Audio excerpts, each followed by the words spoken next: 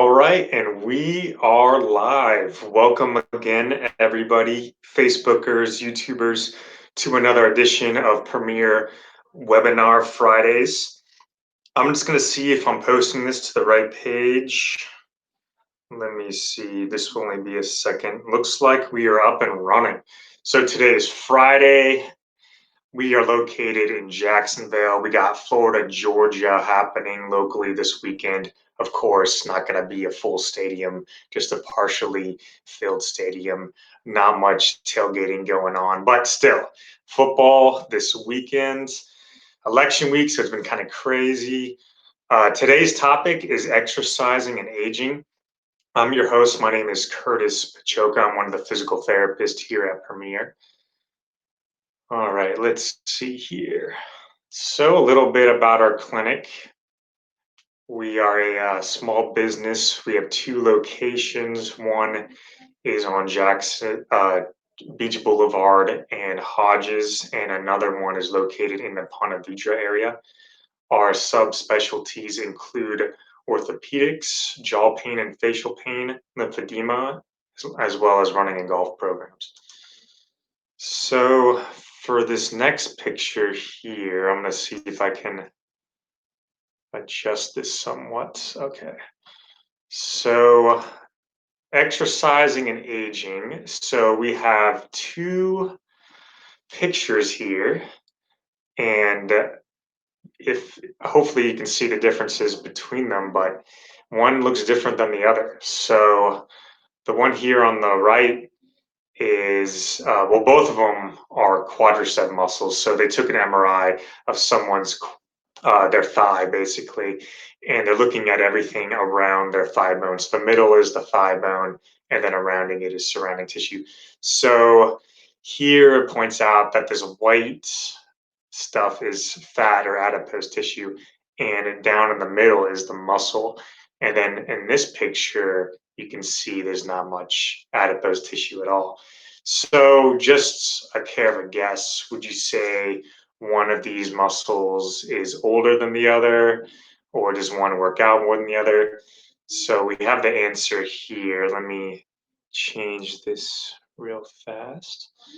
But they look totally different. But when I go to the next slide here, you can see that they're both 70-year-old people, but one is a triathlete, the one here on the left, and you can see it looks very solid, no fat at all, lots of muscle too, like twice as much muscle as this one. And this one, you can see just so much adipose tissue. So these are both people in their 70s, but you can see that the triathlete has just way more muscle than a sedentary person. So we're going to go into the next picture here. And these look almost identical, but they are not. We'll zoom in a little closer here. They're a little bit different, but what we'll do, I'll switch over here and give you the results of this, but they are not the same. This is not one of those games online where you try to find the differences between them. These are two different people. So what we'll do, go to the next slide, look at the results. And this is a picture of two triathletes, but one is 70 and one is 40. But when you look at them, they look almost identical. So that kind of is a brief introduction into our topic today, exercising and aging, because there are certain things you don't know about until it's too late. And then you're like, shoot, I should have been doing this the whole time. So this is almost like just a public service announcement on the importance of exercising throughout your life. Because, you might not start until it's too late, but better late than never. But never late is better. So we want to start you off on exercising as soon as possible because it's something that you have to make into your routine your entire life. So I have this article here, Bluesky et al. So he goes over the average lifespan in the world is increasing. I think it's about 78 years old for an American. But our lives are becoming more sedentary. Jobs, working from home, working at a computer, not really getting much movement. New advances in technology are great, but they're making us work less physically. Uh, for example, cars, you're gonna driving a car is less than walking or riding a bike. There's new inventions making it easier to clean things, making it easier, like dishwasher, laundry machine. If you were to physically have to wash your clothes or go fetch water, you would end up being more healthy because you're doing these light activities throughout the day. So these new technologies are amazing. They can allow us to get a lot of stuff done in less time, but they're making us work less physically. So we have to substitute that with exercising to get our physical activity. So people aged greater than 65 years old represents or will represent about 20% of the population in 2030, 10 years from now. One third of aging Americans become disabled. So it's going to be a big population of disabled people who can't really do much for themselves. And that's increasing in 20 and 10 years from now. We're going to see even more of this. So sedentary seniors decline twice as fast as active seniors. So the importance of exercise will really help the burden of our healthcare system, especially with all our aging population.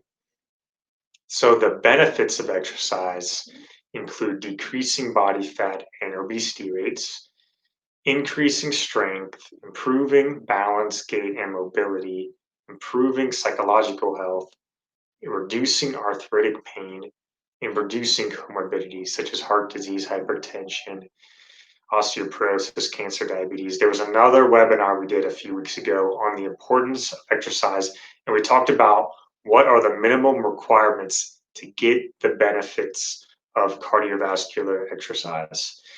And so that brings us to the next chart here is the number of deaths by cause in 2017. Cardiovascular disease, 900,000 people died in 2017 by cardiovascular disease. And then almost 700,000 people died from cancer. To put this in perspective, COVID has killed over 200,000 people. This is 900,000 people by cardiovascular conditions. And cancer killed 700 compared to 200,000 from COVID. So there's a lot of deaths going on here.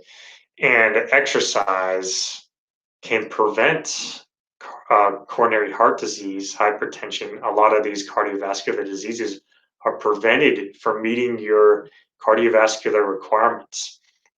But the thing I want to talk about today is you cannot meet those cardiovascular requirements if you do not have the strength as you age. Going back to that picture of you more fat than muscle, you're not going to be able to be independent.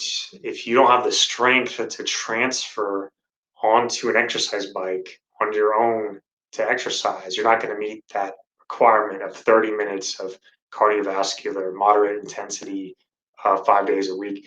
If you're not strong enough, if you don't have muscle to walk for 10 minutes in a row, then you cannot get the health benefits of cardiovascular intensity or cardiovascular exercise.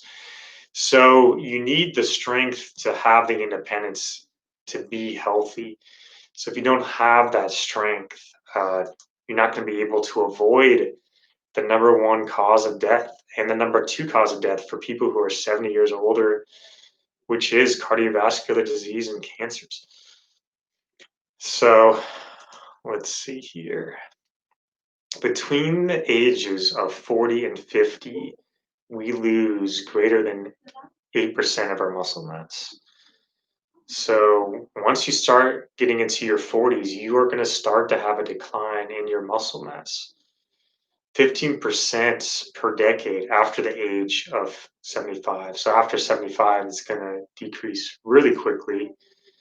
But like the picture I showed you, if you work out, you can maintain your muscle strength, and a 70-year-old can look like they have the same muscle strength as a 40-year-old.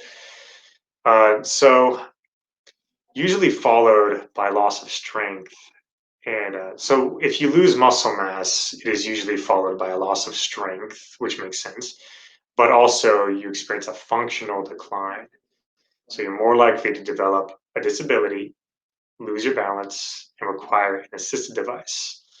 And once you need assistance and you can't be independent, there's less likely you're going to get moving because you have to ask someone else to help you move. And if you have to rely on someone else to help you move, you're not going to want to ask someone to help you move all the time. So you're going to decline even faster. So going back to our picture here, we have the 40-year-old triathlete, then you have the 74-year-old sedentary man, and then a 70-year-old triathlete. You can see the difference here. If you're in your 70s, you can still be strong if you work at it. So, in conclusion, age is not an excuse. I see so many people, oh, I heard just, it's my age, though. I know age is the reason why I hurt or I can't do anything. Age is not an excuse. You could be a 70-year-old and do triathlons if you work at it. So you just got to keep on moving, keep exercising. But other than that, that is it for today. Just a short webinar today. Looking at the comments, I'm going to see if anyone posted a comment here. Let's see.